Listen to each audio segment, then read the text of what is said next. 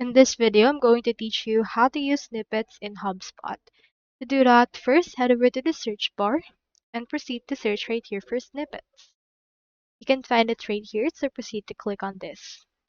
If you actually don't search for snippets, you can find it directly under the CRM, and in here you can find snippets. Now, once you're in there, you can click onto this create new snippet. Add right here your name. So for example, let's add right here the name for follow-up snippet.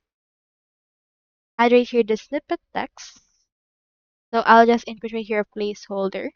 Input right here the shortcut for that. And after that, click onto the save snippet in order to use it. Now once you save it, you can insert this particular snippet in emails or chat while composing an email. And you can edit or manage snippets once you're in there. You can click on the actions, delete, clone, or move the snippet. So that's all there is today. If you haven't signed up for HubSpot yet, make sure to use your affiliate links given in the video description. Thanks for watching, and I will see you in my next video.